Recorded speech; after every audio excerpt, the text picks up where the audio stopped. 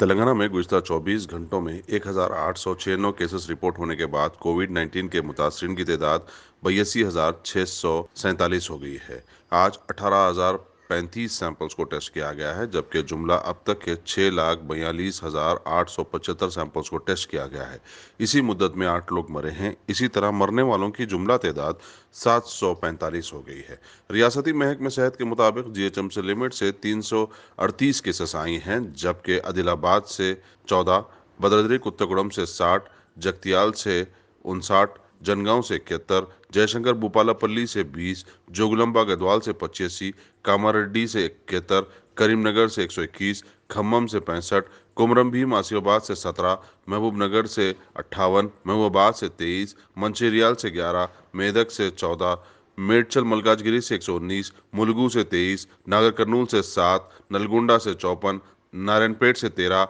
निर्मल से 12, निजामाबाद से 42, पेद्दपल्ली से 66, राजन्ना सिरसिला से 38, रंगारेड्डी से 147, संगारेड्डी से 49, सिद्दीपेट से